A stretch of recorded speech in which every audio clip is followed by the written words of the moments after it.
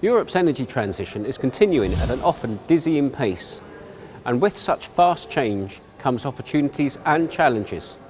As the rise of renewables continues, backed by COP21 environmental targets, what role is there for thermal power in the new clean energy landscape? How close are we to commercial scale energy storage, which will finally give rise to renewables reaching their full potential? And what are new and established players in the European power sector doing to change their business models and their technology to bring about the much needed desire for high efficiency and super flexibility? These are the major talking points in the European power industry, and all of them will be debated here in the conference rooms and in the exhibition halls here at PowerGen Europe and Renewable Energy World Europe. Welcome to Milan.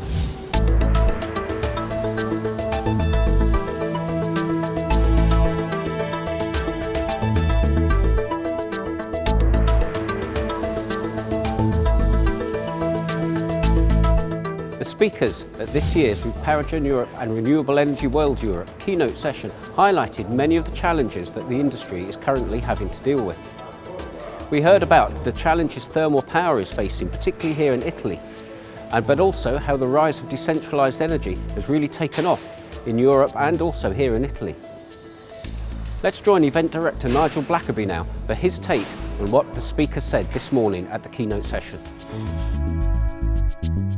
So this morning's keynote was held in front of a packed audience here in Milan, and we had three contrasting speakers. Firstly, from Enel, the head of global generation, Enrico Viale, talking about what it feels like to be running a large international business in the energy industry in the face of what he was openly acknowledged was a very transitioning time. Enel's got a new logo, it's got a new strategy, and it's approaching this new energy world in a new way, which he was explained in an excellent way.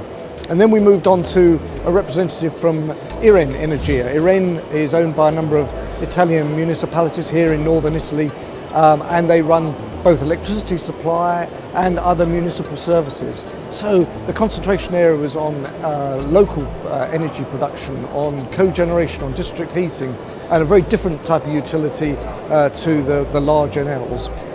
And finally, we heard from Robert Guest. He's the foreign editor of The Economist magazine, and he had the audience laughing a great deal with his anecdotes from around the world. He's a well-travelled guy, but he had some serious points to make as well around the issues from concerning energy, around the risks that energy faces in terms of terrorism, in terms of price volatility.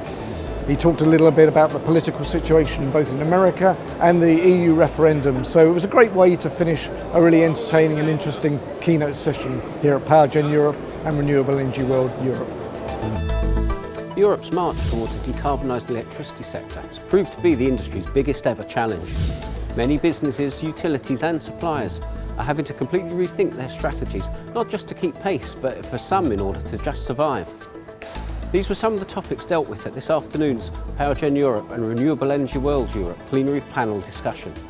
Now we're going to join Event Director Nigel Blackerby and the plenary panel moderator, Mr. Stephen Sacca from the BBC, for their take on what they heard this afternoon.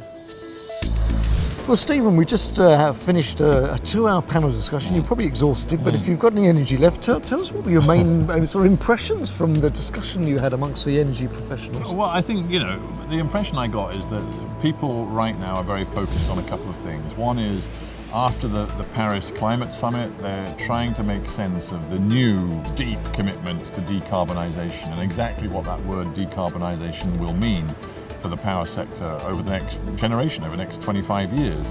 And I think we heard from most of the panelists a degree of pragmatism, that decarbonisation in Europe and still less in the whole world does not mean the end for coal and gas. It just means that there's going to have to be a focus on the very cleanest technologies that can be delivered for fossil fuels, and of course an ever-increasing sort of piece of the pie for renewables.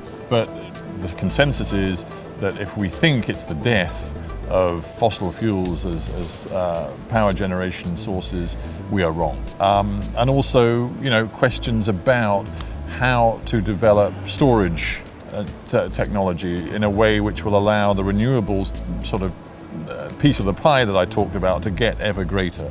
Because if, as one of our panelists said, if we do, as he believes, solve the storage conundrum over the next generation, it will be the biggest game changer, and it will change the way the entire industry works. So, these are really big questions that everybody's wrestling with. They could transform the industry over the next 20, 25 years.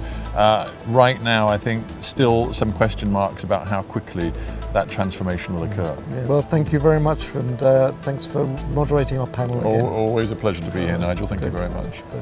With that, we come to the end of PowerGen Europe and Renewable Energy World Europe.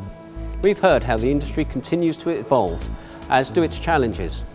But these challenges have been welcomed by those players in the industry as a chance for them to innovate. We've heard that in the discussions today at the keynote session and the plenary panel.